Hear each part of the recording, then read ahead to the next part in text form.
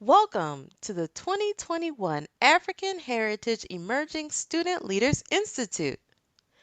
African Heritage Inc. is a 23 years not-for-profit organization in Appleton, Wisconsin.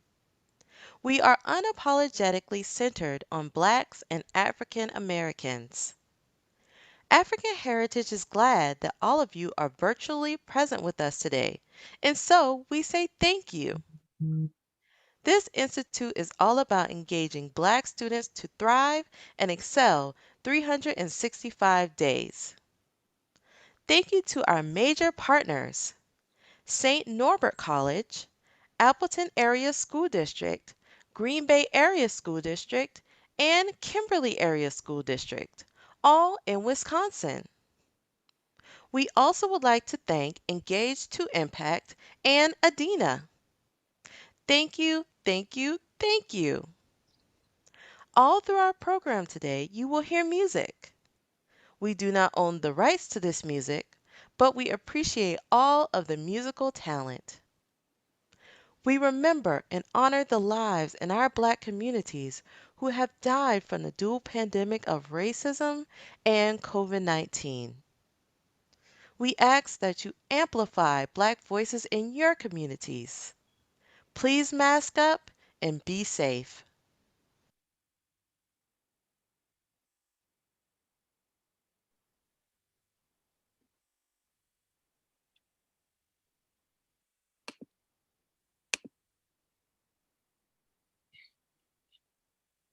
Thank you. Thank you. Good evening to everyone, and thank you all for joining us this evening. I am Dr. Bolo Delano Oriaron. I am the founder of the African Heritage Emerging Student Leaders Institute and also a co-founder of the parent organization African Heritage Incorporated. Indeed, we are 23 years strong in Appleton, Wisconsin, and we want to thank all our volunteers as we are volunteer engaged and volunteer supported. So thank you to each and every one of us. Our children are not doing very well in our school systems right now. Our children are only surviving. They are struggling. They are not thriving. So we need to do better. We need to step up as a country and do better. So today we are doing our professional development series number 3. Quite a number of us just came from another session with Dr. Lagaret King, and it was indeed powerful about Black history. So today we have a panel of a village that come from all over the country, and they're going to be sharing their wisdom with you on strategies on engaging our Black children to excel in schools 365 days. So thank you to each and every one of you who have joined us today. Thank you. It also gives me a great pleasure to introduce somebody I call a scholar. She's an activist. She's also a practitioner in the area. And one thing I do know about her, or a few things I know about her, but some I will share with you is she's definitely rooted in all about Black excellence. She's an advocate and passionate about Black children. And if nothing else, she's all about us doing better as relates to African Americans in education in our society. So it gives me a great pleasure to introduce my sister, Shavannah Talbot, as the moderator for today. Take it away, sister, and thank you so much for accepting our invitation to moderate today. Thank you. Thank you. And thank you for the invitation. My name is Shavannah Talbert, as stated. I use she, her pronouns, and I am coming to you from Madison, Wisconsin. And I just want to thank everyone for joining us for such a crucial conversation. And I want to be upfront and say that I know that 75 minutes is not nearly enough for this conversation, but our hope is that you will and you are engaging in these conversations and leading into equity work in your own context. And since we're short on time, I just want to frame our discussion tonight and then have you hear from our panelists who have all graciously shared their time and their expertise. And we'll also monitor the Q&A portion of the chat and try to address as many questions as we can. So as stated in the introduction, we are battling a dual pandemic here, that of coronavirus and systemic and structural racism. And we know that Black people are suffering disproportionately at the hands of this virus for numerous reasons, including socioeconomic status, access to healthcare, racism, all of these different things. And I want to particularly hone in on this racism part because we know that the chronic stress from dealing with racial discrimination has been linked to an increased likelihood of underlying conditions, which we know exacerbates COVID-19. And all of that coupled with state-sanctioned violence that we know is not new. However, we've heard all of these stories of the murders of Breonna Taylor, Ahmaud Arbery, Elijah McClain, Tony McDade, George Floyd, and the list goes on. And perhaps you know more people, and particularly more white people in your community, who are starting to take note of the injustices and engage in some more of these conversations, and those who are wanting to build their skill around starting to disrupt. And so I ask you, as those who are engaging in this discussion today, and those who are watching, what is your role in all of this? And we as educators and those who are most affected by the educational system across the country are fighting for the health, the safety, emotional, psychological, and physical safety of our students and of our communities. And we know that stakeholders must recognize that their students, their intersectionality, how racism, sexism, classism, ableism, and all of these other isms operate to create overlapping systems of oppression that worsen these discriminatory practices that we see both inside and outside of our schools. And so now is our chance to hear from a few of those stakeholders.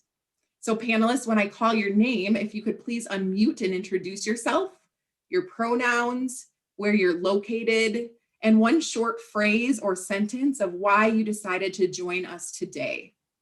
And we'll start, and also Veronica, if you could put in the chat here, that link to the slide deck for those who are watching. We'll start going by the slides here. So Mr. Derek Carter, if you could start us off.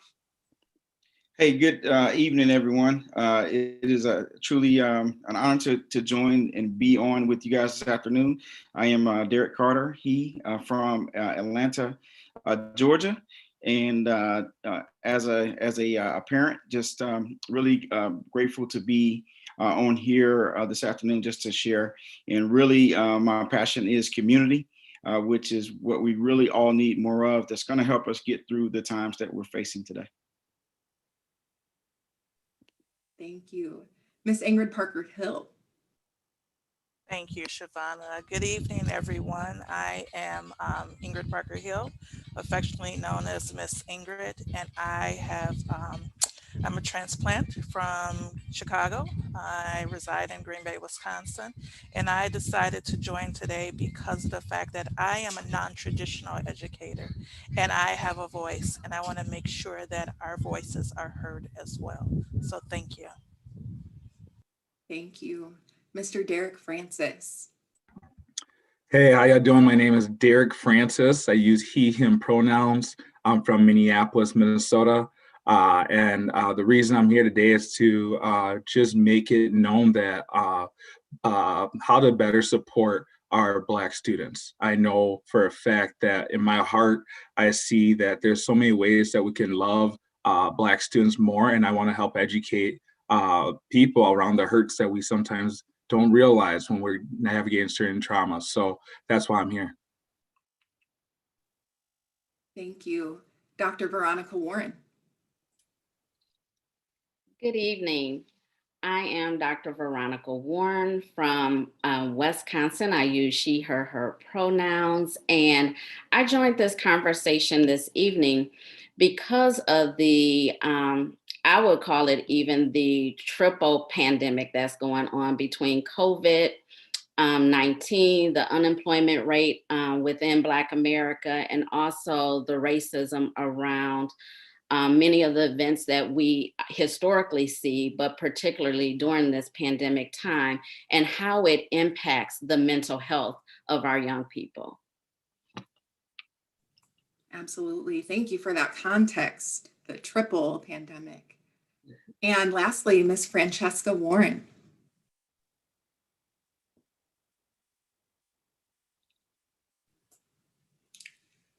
We're not hearing you, Ms. Warren.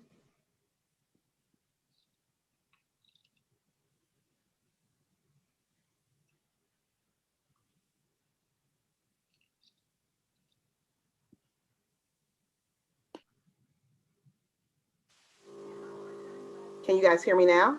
There we go. Okay. Yes, thank So, you. hey guys, my name is Francesca Warren and I identify with she, her. I'm here tonight because as a parent with Black children, raising them within this pandemic where we're dealing with racism and so much health issues, it was important for me to come and speak from that perspective. And also just my work in education. I've done so many jobs in it that is really important for me to make sure that Black parents understand what's really happening and how they can truly advocate for their children. Wonderful. Thank you all for joining us this evening. And because we're short on time, we're just kind of going to jump right in.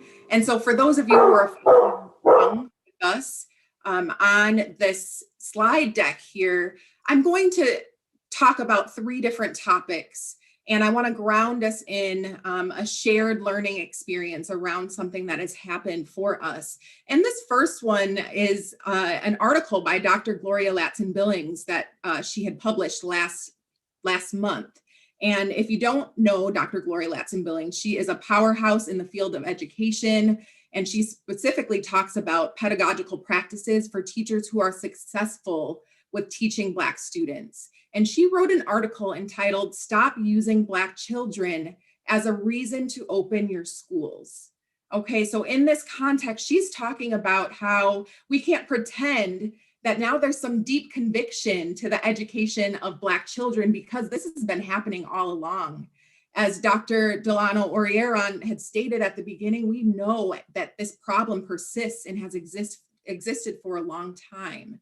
So now that we see more populations, and specifically white populations, who are kind of upset about what's going on and their children not being able to access a system that has worked for them for so long, we're seeing a lot of uprising around that. And so I kind of want to ground us in that, and just to say that there's a criticism happening around what has happened with the global pandemic, because I have seen school systems do better with access in the 2 weeks that schools were first closed than they have in such a long time. And so with that understanding, I want to ask the panelists here, how has your local context worked better to meet the needs of students, particularly Black students, amidst the global pandemic? Well, moderator, I guess this is Derek Carter here. I guess I'll take that one.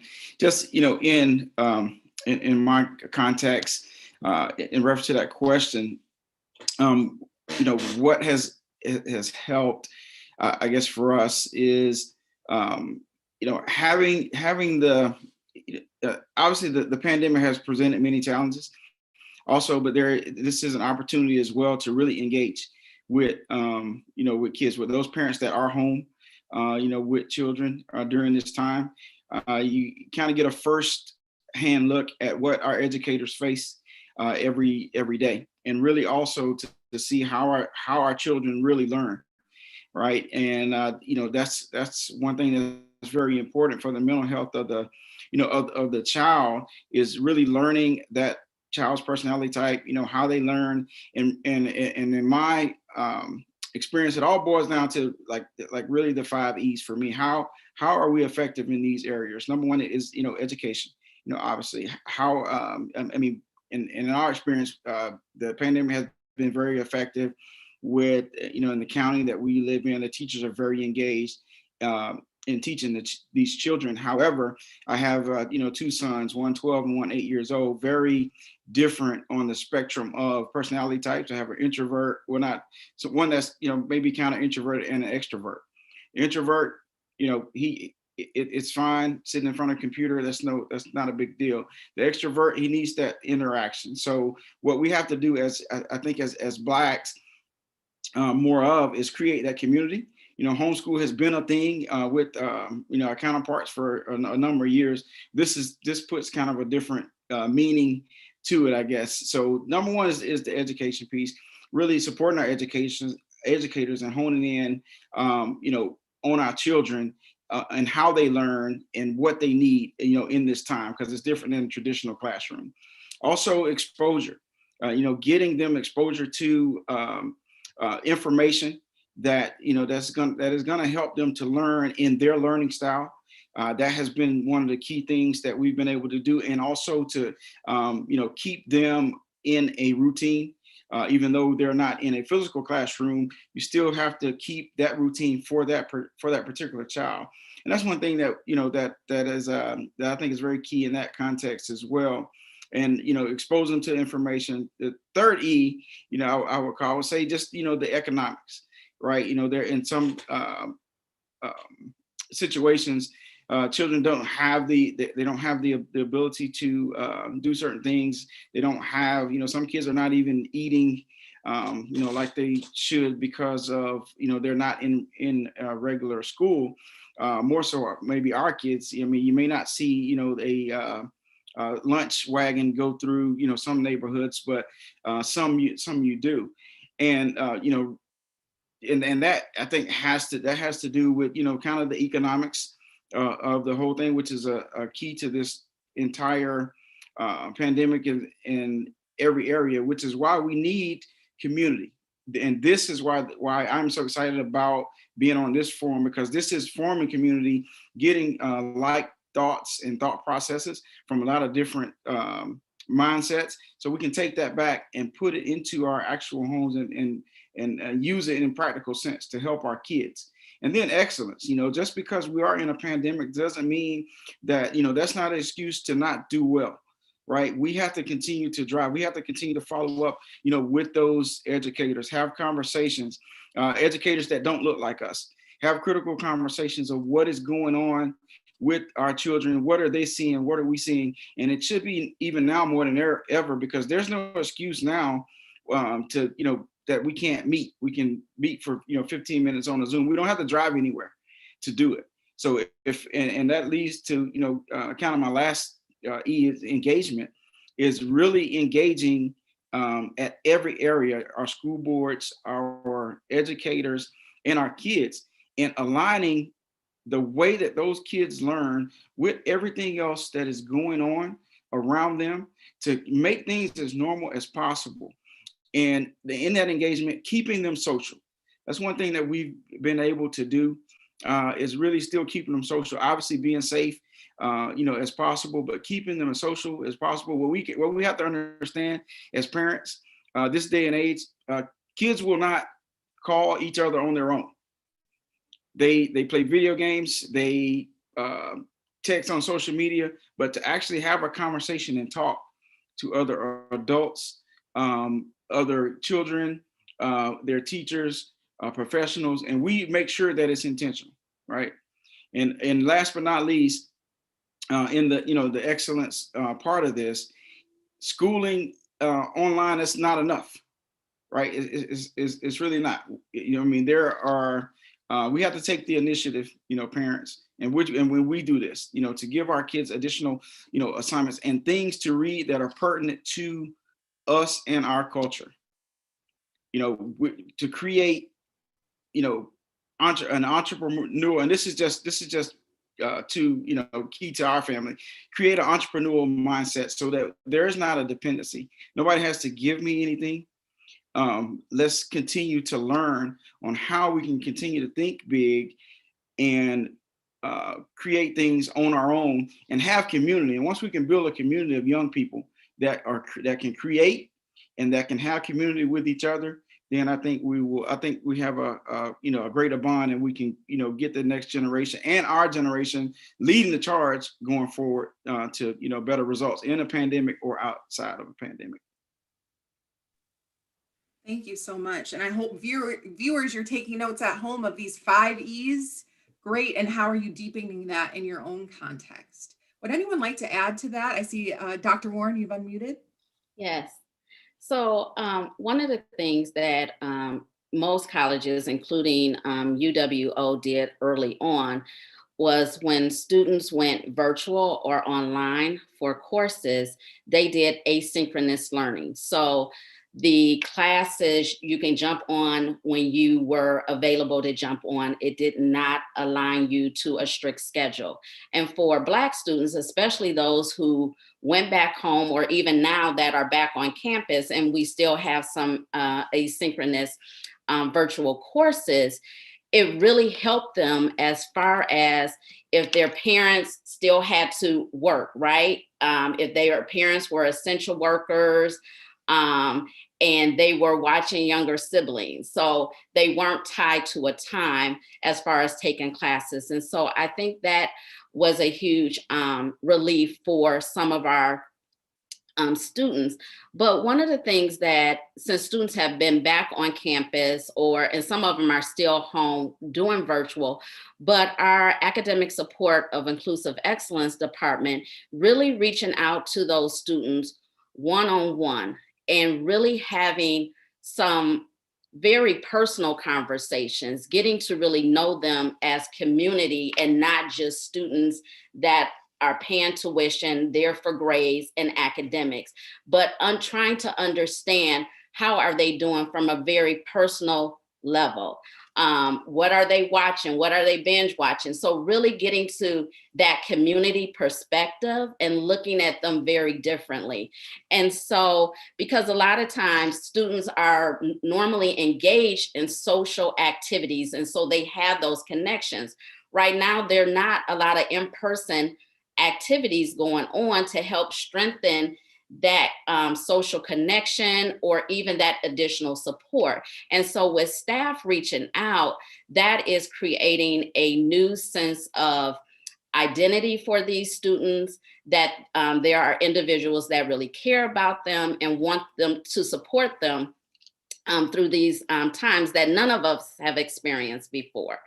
The other thing that we did as far as the counseling center, and we were very intentional about this, every year we do a training for returning community advisors or and health advisors. And these are like your residence hall directors, advisors in the dorms. And so we have almost, I think about almost 80 some individuals we train annually.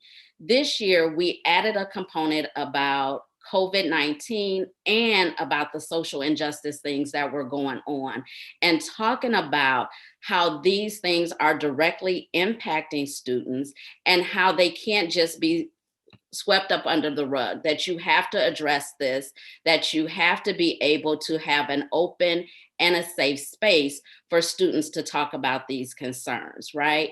When they come up. A lot of our students, especially from the Milwaukee area, were directly impacted by family members that in the Black community that lives were lost to COVID. And then we know with the death of George Floyd and all the different social injustice things that were going on have a direct impact. And so to kind of think that somebody was going to come back to campus and this not plague how they were going to do academically, then we would be very erroneous in our thought processes, right? Because this does have a direct impact on how our students function. But one thing is when we're able to support them and give those tools to others who are in their care or looking over their care, then there's a greater chance of their continued resiliency and support academically. And so that's why it was important for us to do that training and to add those components in there and say, these are the things that you need to watch out for. The symptoms of anxiety, the different symptoms of depression, and what does that look like, and the additional support that is on campus to get them help. And so creating that space as well.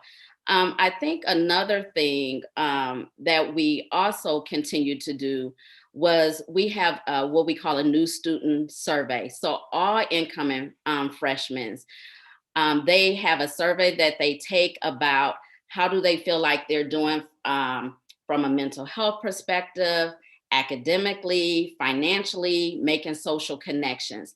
And if they identify anything that says they're not doing well, so they can say that they strongly disagree that they're doing well in an area, or they can just disagree, or they might be neutral. If they're neutral or any of those strongly agree or disagree, then we're making phone calls to those students, whatever area that they're lacking in, whether it's financial aid, mental health, we're following up with those students, because it's about, yes, normally in higher ed, we're looking at retention, but we know that if students have these stressors, they're not going to feel supported, and we're going to lose them. And we're going to lose them more than just academically. We're going to lose them where they'll feel defeated, that they feel they're not supported. And then looking at, something that maybe that was not their dream and goal, and that we have kind of squandered that because we weren't supportive of them. Thank you so much. And for those examples too in your local context. And I think you're leading perfectly into this next question, because you hit on two really important concepts that I want to bring to the forefront here. And that is crucial conversations that need to happen between adults around what is going on in our social political context, right? How do we have discussions about how that is not just out in the communities, it comes into our school system. So that is one key consideration that I think leaders need to start to think about, especially as they transition to face-to-face instruction. And that second component is that student voice, that stakeholder voice of making sure that we understand where students are so that we can better meet their needs. So I'm going to combine these two next questions for our panelists, for those of you who want to jump in. What questions or concerns do you have for school leaders and decision makers as we enter, this transition potentially of moving back to face? And what do they need to think about continuing that's maybe worked for Black students in particular, but for students that maybe wasn't happening before this global pandemic? Yeah, I'd answer that. And this is Derek Francis here in Minneapolis. And so I think as we're looking at reopening, going back to school, I think educators have to, and I gotta be honest, a lot of the times we're talking about white leaders. And I want us to be mindful that white leaders who may not be aware of systemic racism. So what I started to realize during the pandemic was privilege. People who the pandemic was cush for them. You're sitting at the crib, you got a check coming in, you're sitting in your living room relaxing. And that's not the case for students, especially our Black families. Not all of our Black families have that. And so we got to understand how systemic racism has made it where families of color, Black families, are being impacted by COVID. Black families were experiencing a lot of job loss or job decretion, so that or hours being decreased. So you know what that means? That means less food. So food insecurities. So I think there's that disparity where there's some people where the pandemic, it didn't derail them as much, And so I think that's what we got to ask going back into the buildings is how are we getting a better understanding of our Black families? What is the Black home like? And then you start to ask yourself as an educator, like, all right, we can't go back how we used to be, because that data shows that there's disparities, there's gaps. So what we can't do is go back into the buildings with the same biases that teachers had. So those are the questions we really got to start to ask is we don't, especially all these schools who after George Floyd started talking about Black Lives Matter or posting these little things on their Facebook and hashtagging this and jumping on the bandwagon. So now how are you going to be when those Black bodies are in front of you now? Those same Black bodies, because some of our education systems, they might not use their knee on students' necks, but sometimes they withhold information and love and affection to our students, just like George Floyd was withheld from air from him on that ground.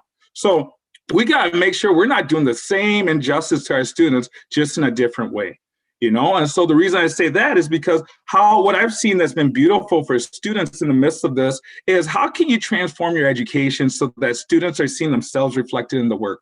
How are you going to talk about Black culture, Black beauty, not just after George Floyd, not just during Black History Month? How can you make sure students are seeing their identity in schools, their Black identity being loved, their skin being seen as beautiful. That's what we need to do, because just imagine all of us growing up, when you see that, when you have an educator that looks like that, or if you don't, an educator who at least talks about your cultural background, that draws you in. And that's why we are still, all of us here, doing this work, volunteering at 6:30 at night, because it's a part of us. It matters to us. So we want to help spark that interest in kids at an early age. So I've shown them different historical components of our history and how beautiful that what they come from, their culture. I love showing that to students. So I think that's one of the ways we can start transforming things. We can't go back to doing things how we used to, because that resulted in an achievement gap, higher suspension rates for students of color. And that's not what we need to go back to. So I say this from my heart, that it should be changed around. Things should be looking way different. And I want to add to that. Much. Yes, I'm sorry. I wanted to add to that. I think that we've seen that Black and brown children are disproportionately affected by COVID. And so for us to go into schools like nothing has happened, like, come on, let's learn, when grandma, auntie, cousin have possibly passed, been affected, have had to move, have lost their job, really shows how much our school system has to change, right?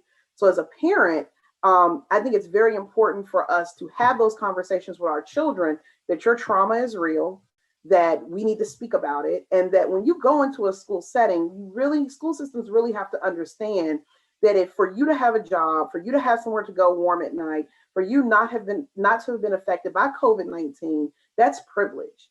And you have to own it, and you have to answer it, and you have to say, that's privilege. How are my students entering? And so these talks about school reopenings and equity and making sure that all kids have access, that wasn't a conversation 6 months ago. And so now, or a widespread conversation, right? Especially from people who carry a lot of privilege. So it's really important to not only recognize the trauma that our kids are coming with, but also our trauma that our teachers are coming with. We're asking teachers to enter buildings where they may or may not have health concerns. They may have had somebody affected. They may have had somebody pass.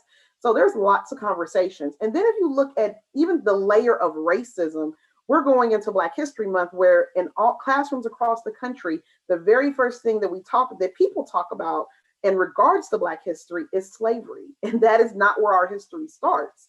So these conversations, I really implore districts to really think about the children that they're serving, and really think about what can they do to protect children and to make them feel as if they are welcome, not as if they're welcome, but that they are welcome, and to recognize their trauma. So many times in this country, we feel like that if we ignore it, it's going to go away, and it hasn't worked.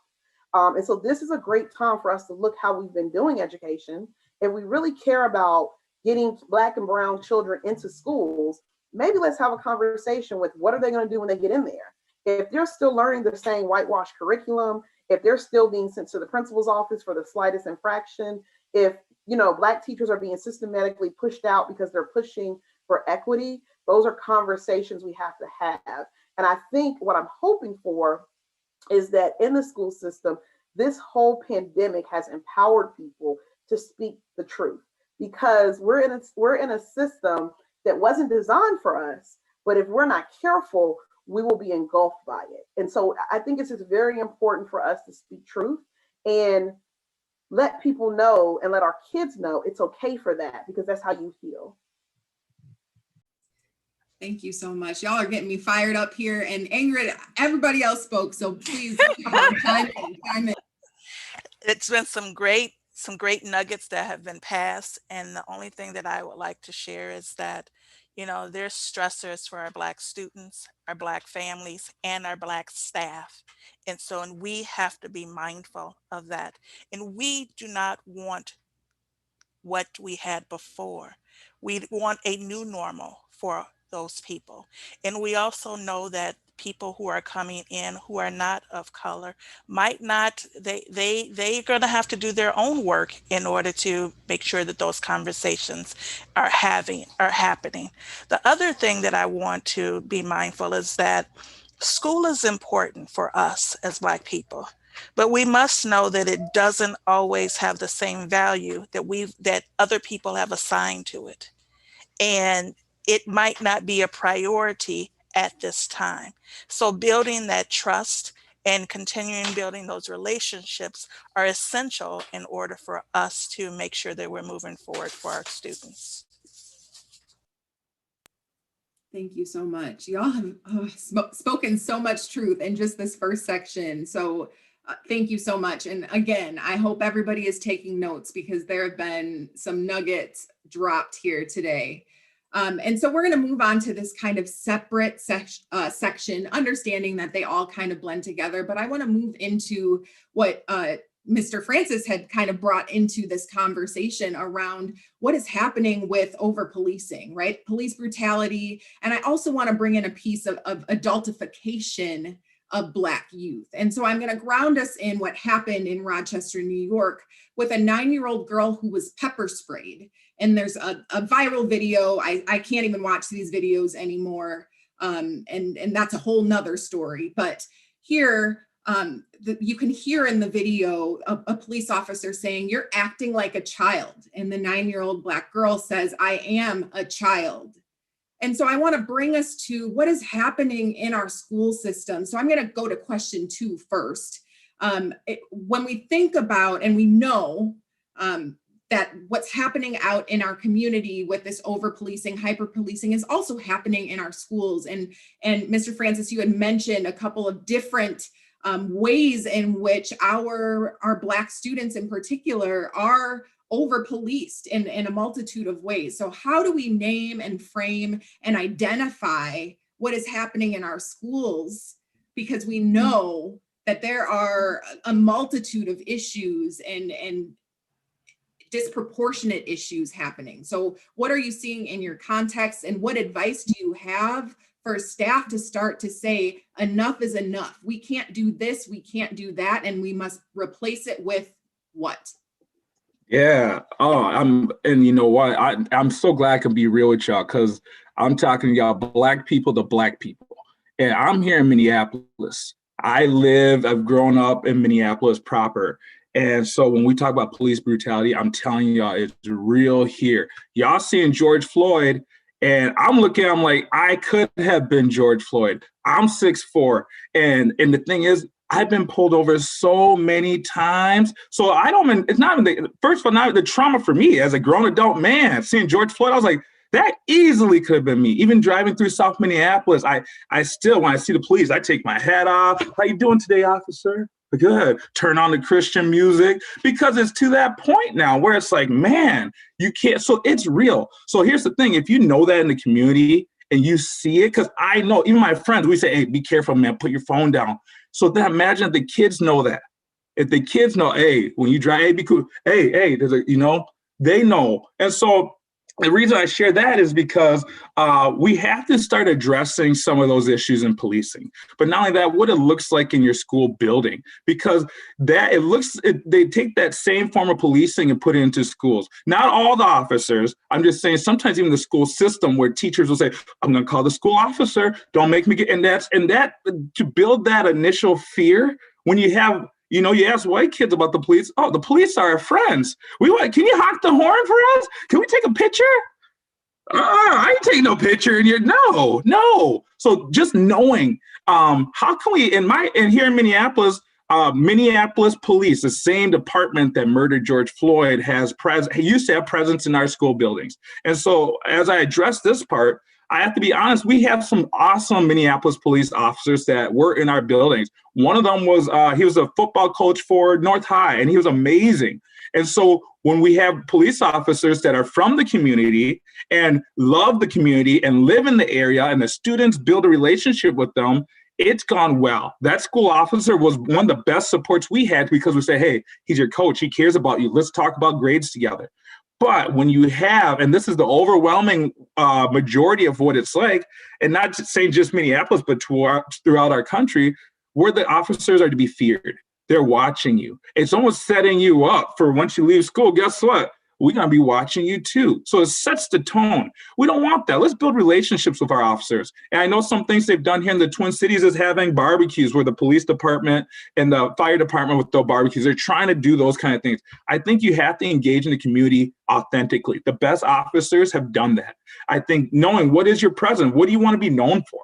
And understand the trauma that students are going to see you as. And so it's really going to be on our officers to be better trained. So I'll stop there because it really is something that students pick up on. They talk about it, and it's unspoken where they say, oh, they have not the best feelings towards police officers.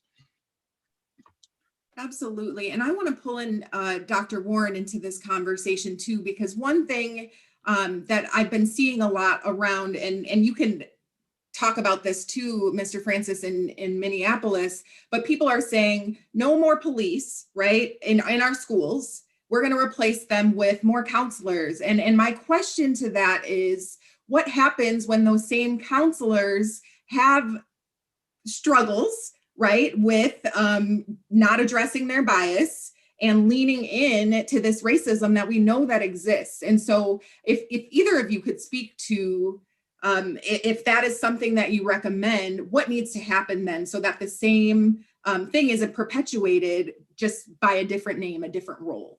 Yeah, absolutely. You know, one of the things as a professional counselor, or if you're a social worker or a psychologist, we are supposed to be able to bracket our biases, values, and beliefs when we sit in front of a client. I would love to say that, yes, that happens 100% of the time. And that's why we have to go through relicensing every couple of years. That does and take some additional training that deals with cultural competency and awareness. But really, we have to keep going out there and educating ourselves and really give that space to that client that is sitting in front of us. The challenge, though, and one of the previous speakers spoke about this, is trust. And there is still a lot of mistrust in the Black community when it comes to mental health. You know, we've been told that don't go out the house and share your business with anybody. What happens in this house stays in this house. If you feel like you have any type of mental illness or depression, if you speak on it, it can jeopardize maybe even your work. You know, because as Black people, we are the laborers, right? We have to work. And so if we are considered frail, then what does that say about our ability for our livelihood? And so there's this feeling that as Black people, we can't let anyone know that we're struggling, right? And so because that wouldn't be good for a lot of different reasons. And so it's about opening up that awareness. I remember growing up, you didn't cry. I don't care if you were a boy or a girl, because that was a sign of weakness, right? And so it's about allowing and removing that stigma about mental health, because our children, some of us parents, we need to be able to talk about some of these things that are going on. But the only way that's going to happen is that we have to stop, or organizations have to stop saying that there's not enough people of color to fill those positions. So there's not enough Black people going for degrees in these areas to sit in the seat to service our young people. That's absolutely not true. And so it is about reaching and making sure you're doing more and above what you usually do to recruit people, Black people, who are qualified to sit in those seats, because we are out here. And so that's first and foremost. The other thing I think is huge is that Georgetown Law School did a study back in 2017, and it talked about adultification. And it said that Black girls as young as 5 years old, but ranging up to 19, need less nurturing, that white adults felt like They needed less nurturing, less protection, less support, and less comfort than white girls. They also felt that in this same age group is that these Black girls were more independent, they knew more about adult topics, and they knew more about sex. That cannot be the paradigm that teachers, educators sit in the seat and look at our Black girls and say, this is definitively who they are. That can't be. The educators have to check their biases at the door. One of the things I wanted to comment on in the last segment was that there's, we talk about as educators, the summer slide, right? And there's talk now about the COVID slide and the disproportionality that's going to occur in education because of COVID. One of the things we cannot do as educators that allows schools to continue to test our children for special education without providing our students resources. And that's what schools need to be doing now, is setting up the necessary resources to help our students be more successful and not continue to test them for special education, because we are going to end up seeing the results of this pandemic for years to come. And testing our children is not going to be the way to ensure their success. It is making sure that they have the adequate resources that they need to be academically successful, but also having people in the seat that if they go to a counselor, whether it is an academic counselor or a mental health counselor, that they feel safe to talk about what their concerns are. The other thing, and this is the last thing, and I know we have to move on, affinity groups. Affinity groups are needed for our students. They need a safe space that they can come to talk, to laugh, and even if it's to vent. I've heard that, oh, you shouldn't have affinity groups because that's all they're going to do is vent. Well, if that's what they need to do, that's what our children need to do to feel supported and have those safe spaces. So I will close there and let somebody else go on. So. Thank you for all of those comments. And I will add too, to that last comment, affinity groups for your staff of color. Okay, because the way that these workplaces are set up, especially where we are in Wisconsin, where some of us are, but just all around the nation, if you are in a predominantly white institution, you need those spaces for both students and adults. Would anyone like to add on to these questions before we move on around policing, adultification, what needs to change? Okay, so I saw Miss Ingrid, you want to pop in? I want to pop in, and I want to give another perspective. When you use the term violent, you might envision something that is physical, excessive force. But I want to offer people another way of looking at it. How is harm being done to our Black students and families? Or how am I causing harm to the Black and brown students and families that I serve? We need to look at this differently. For example, not pronouncing a student's name correctly and asking them if you can call them something different. The other piece is, when we're talking about violence, those macro and microaggressions are just as huge as well. And so a lot of times people think that it's on one end of the spectrum, but our kids are actually getting it all over. And so we wonder why our kids are not doing as well virtually. And so just being mindful that we need to prioritize all of it for them. Thank you. Absolutely, thank you. And I think that lends itself too to the connection around thinking deeper about violence, but also thinking deeper about racism. When we talk about racism, we are not necessarily talking about KKK.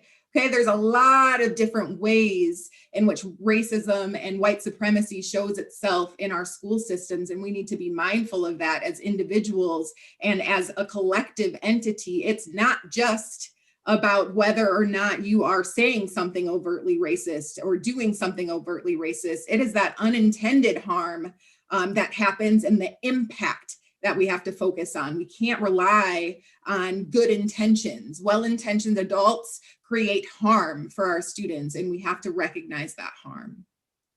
So with that, moving into this last question, and I want to hear from all of you as possible, if possible, being mindful of the time, but what suggestions do you have for educators, specifically white educators, who are trying to push the boundaries, who are trying to challenge the status quo at this time? Can I go? Oh, go ahead. Go ahead. Ladies first. Thank you. I think for me, the one big suggestion that I would have is make sure you have people of color at the table. Mm-hmm. Too often it is the people who are making the decisions are at an all white table. And how can you be making decisions for people of color without people of color present? Absolutely, thank you. And moving past just being present, right? Being able to be a decision maker and to be able to authentically be able to provide your expertise. Mr. Carter? Yeah, I think Ms. Ingrid, you kind of took the words right out of my mouth there and summarized, you know, what I was thinking, because excuse me, in that same breath, you know, I was, you know, they need to get in, they have to engage and get, you know, and be involved. And, you know, yes, both of us are wearing glasses, but what people that are of a different hue has to understand is that the prescription of those glasses are different, right? And until you put on, you know, my glasses, the view is different. And in order to correct that, there has to be a discussion and there has to be dialogue to take place. Because oftentimes, I mean, you're exactly right, is that you have, you know, individuals that are not familiar with a culture doing the best they can to try to fix what may be an issue. However, they got the wrong prescription. So, you know, to get on the right track of doing that, getting involved, really, you know, wanting to learn about, you know, the differences and, you know, what's gonna make the greatest impact for, you know, for our kids. But just really, you know, from our point of view and learning from it is the biggest thing that I would say. Absolutely, thank you. And Mr. Francis? Yeah, I would say, you know, if I'm speaking to my white colleagues that are wanting to do this work, and here in Minnesota, and I bet even wherever you all are, in education, it's predominantly white educators. And so you're starting to see a wave of white educators like, I want to help, I want to do something, I care. And so first thing I want to say to my white educators, thank you for waking up and coming and seeing and having this be your awakening moment. But I really want to encourage you first to think about yourself, look inward, your upbringing, the messaging that you heard growing up, the N-word that you allowed to be said at the dinner table with grandpa, you know, because you can't let that slide at home and then show up and say you want to be at school and be woke. It's gotta be all the way through, you know? And so that's where you really got to start. Don't do it for show. You know, do it because it's for real, that it matters to your heart. Look at your friendship circle. You know, who do you have over at your place? You can't, you know, fake the funk and say, hey, I want to do this equity work. I care about Black and brown kids. This is not charity. This ain't for you to fill yourself up to wear the stuff about our culture and to want to embrace all the beauty of us, but not share our pain. You got to take all of us. You know, and that's the part that I really hope that my white colleagues can begin to do. Believe us when we say racism is real. Don't question me. Don't say, oh, well, you know, but they could have, what was he doing? You know, no, that right there in itself, when you make me feel crazy for telling you something that my ancestors told you they experienced, that my mom and dad told you they experienced, I'm telling you they experienced, and now you see it live. Why you take this long to believe me? You made me feel crazy for this long. Now you want to believe me? And still they don't believe us. And so that's the kind of stuff where I'm like, please stand up if you're a white colleague and say, I want to listen. Have that humility to say, you know, my neighborhood didn't look like yours. I never, you know, I don't worry when I get pulled over. I argue back with the officer. You know, have that understanding. You can do that. I can't. You know, get to know what it's like to be someone with a different identity. So that's why I would say it. And I think for me, I want white educators to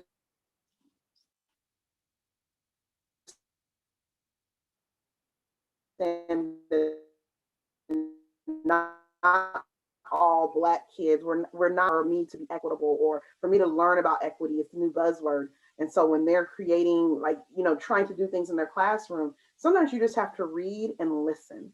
Sometimes you have to sit with your Black colleagues and you have to hear what they're saying, and not just hear, but really understand it, right? There have been lots of people that have said, until we saw George Floyd be murdered, we didn't really think it was true. And to me, what I hear is that you haven't heard all the other examples. It took this. So I really think when you're doing this work, you have to read.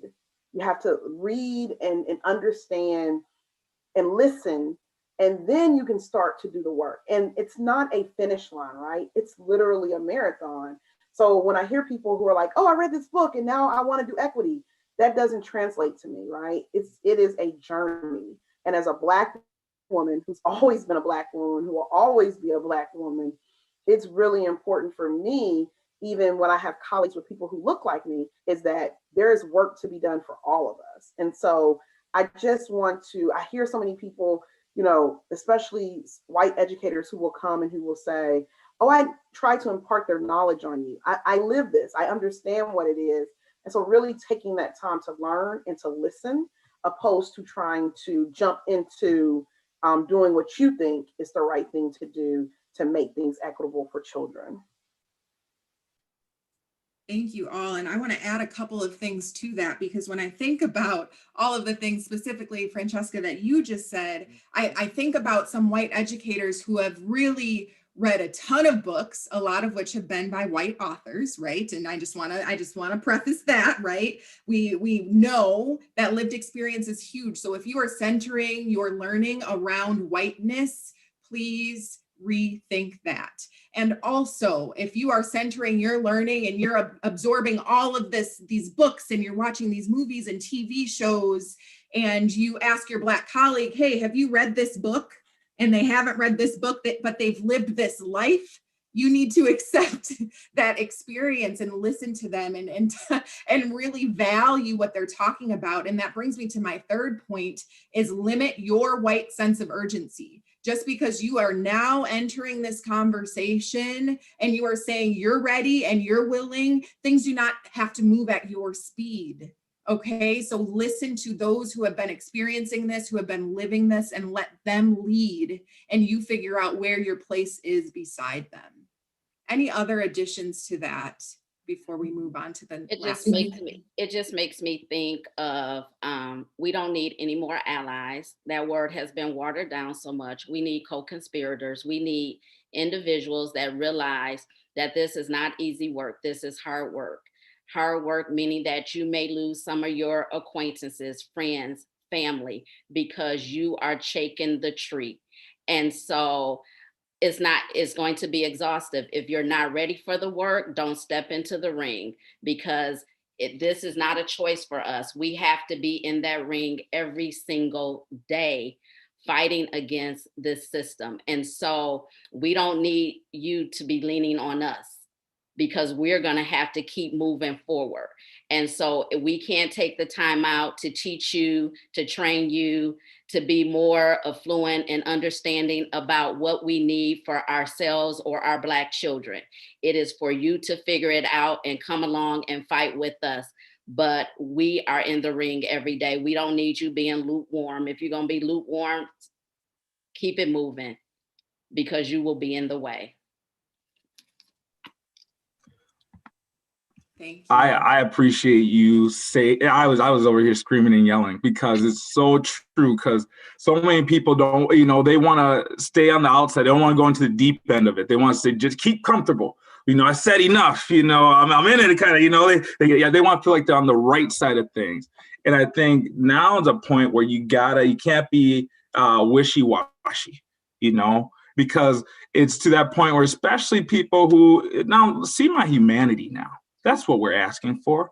If we're telling you that something's different, it's been happening historically, and we're in the same space, we're in the same school building, and I'm telling you this is my reality.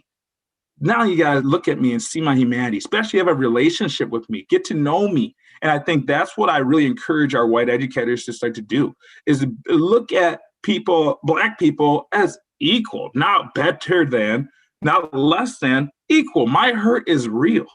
And you know what, have that humility, and say, hey, I want to understand. I need to learn. I want to combat it.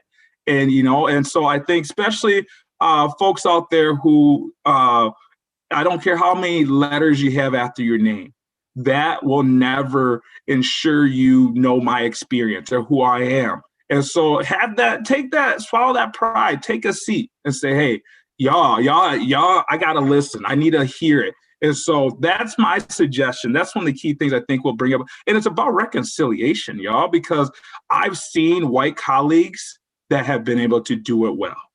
And thank God for them, because it's the white colleagues at times where, I would have lost so many jobs if I didn't have a white colleague that said, hey, no, I see what's going on here. That ain't right. And he'll even come and tell me, hey, guess what they said about you, man? And I told him. So we need that. Because let's just be honest. Like this can't be they can't lean on us to do all this. We need them for our humanity's sake. That's bringing humanity to full circle.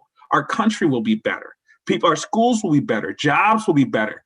So we got to do this work together as one. And I don't make me preach, as one in the body. We're all humans, God created all of us. So how dare we separate each other by race? If God's kind of like, I made race. I made y'all that color. That's a beautiful thing. I didn't make a mistake. He knows every hair on us. Let me stop, because I'll go into sermon on you, because that's what really drives me to say, how dare I look at someone of a different color and see them as less than? They're loved the same way. So that's why we got to do this work, because at the end of the day, we're all connected, family, brothers and sisters. Thank you so much for all of that. And we're moving into this last section, and we only have a couple of minutes because we need to save some stuff for the closing. So I want to ground us in all of these things around the insurrection. And there was a tweet that went viral from Marian Dingle on Twitter. And she said, so educators, what will you be teaching tomorrow? January 7th, post January 6th insurrection. Will it enable your students to think critically, or will it make them resent you for years from now when they learn the truth you didn't tell them? So what is the responsibility of educators and administration, and how can we hold them accountable to really speak the truth around what is happening in our nation, the anti-Blackness that is global, all of these things that we know seep into the classroom and our schools? How do we talk about it? What's their responsibility, and how do we hold them accountable?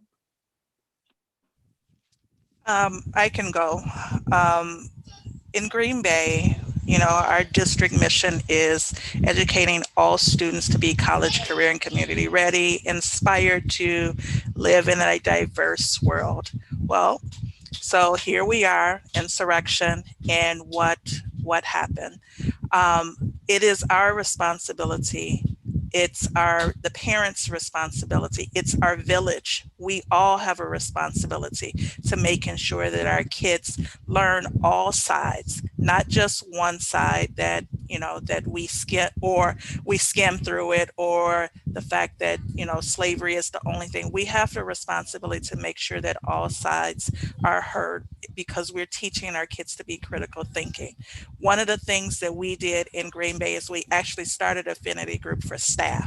A lot of times we're a fairly large district, and a lot of times people felt like they were on an island by themselves. They're not on an island by themselves. So they needed that support as well. And our students also need that support. So that's how we're going to help hold our our schools accountable and the administration accountable, because we are doing it together.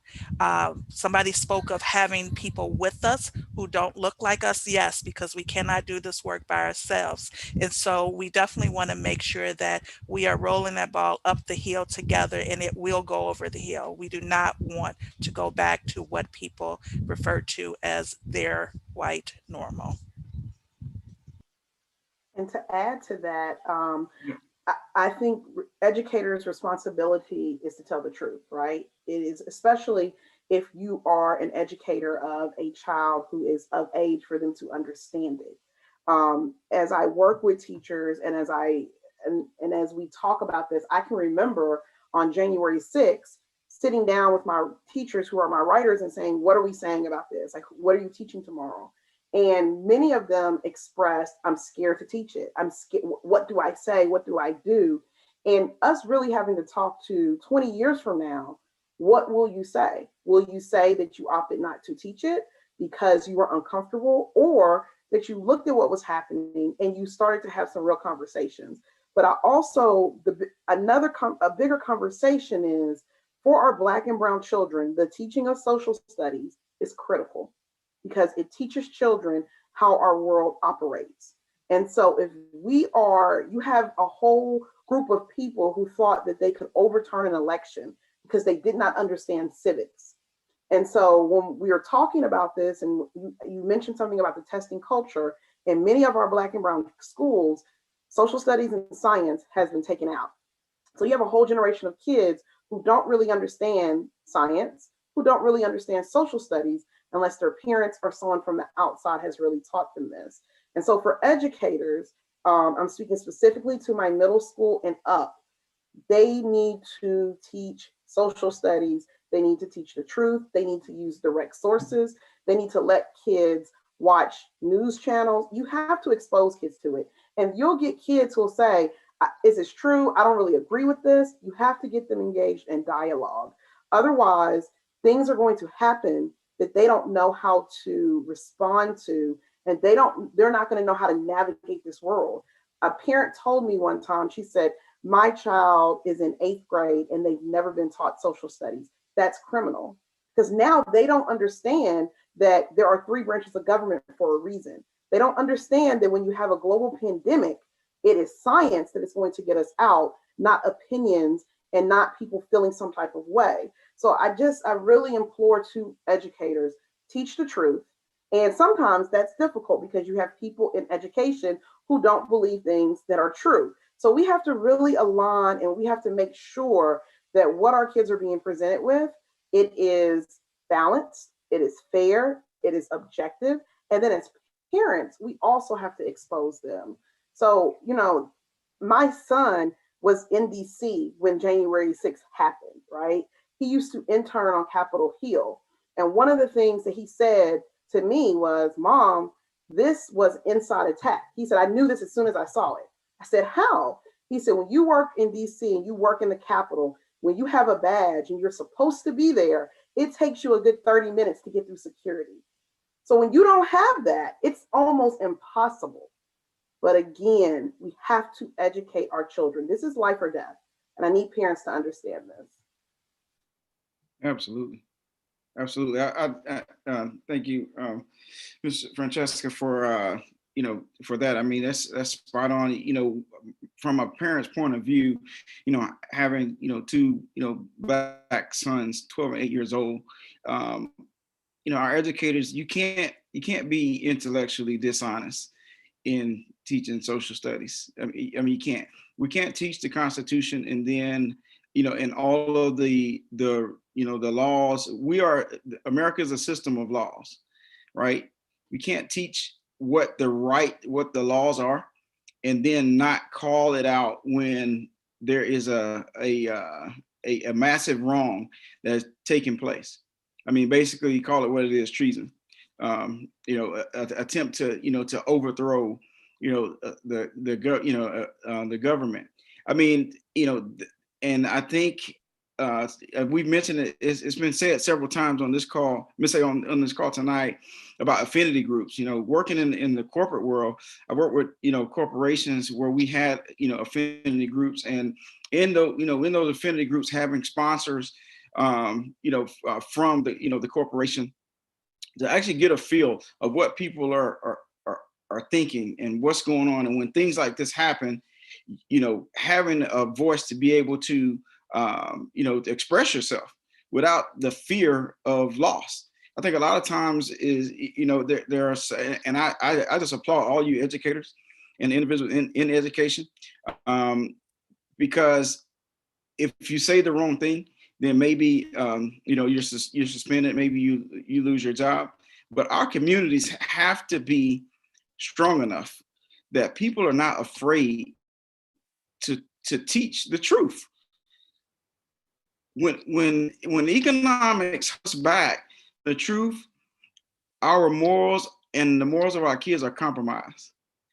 And that is something that we can't allow. We can't be afraid and live in fear and think that we're going to fix all the problems that we're talking about here. There's going to be loss, and that's okay.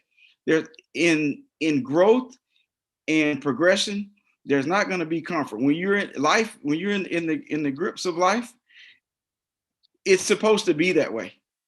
That's the way you grow, and that's the way we grow and get stronger.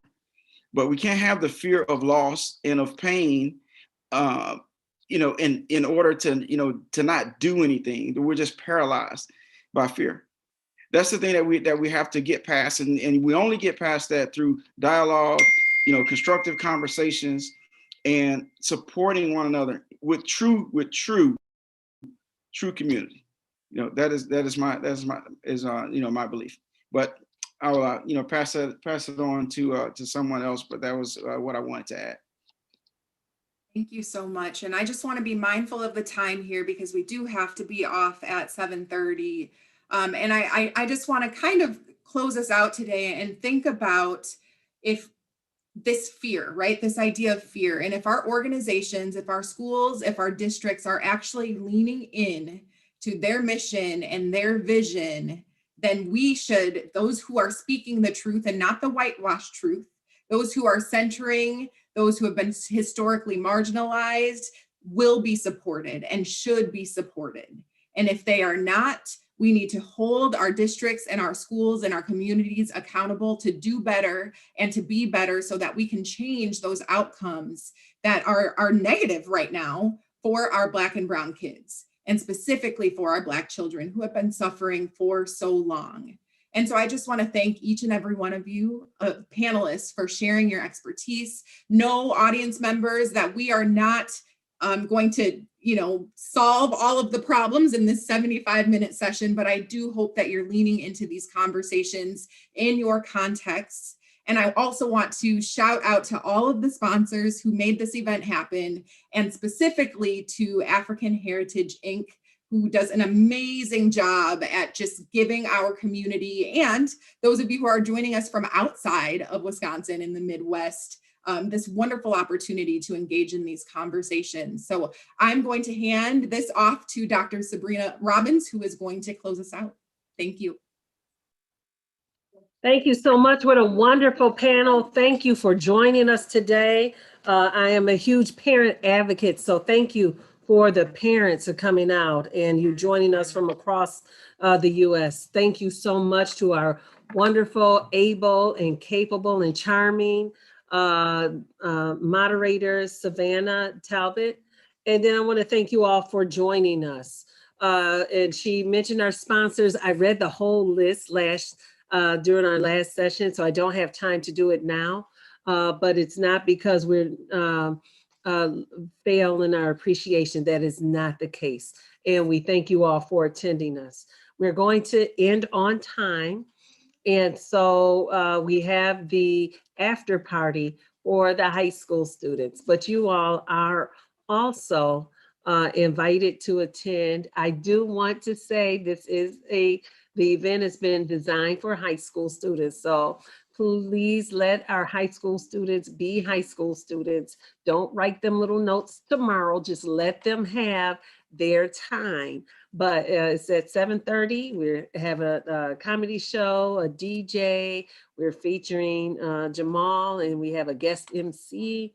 And it's just a way to kick back and help with that sense of belonging, community, and also help with mental health. So I hope you all are able to join us. And again, thank you for participating in the professional series. See you at 7:30.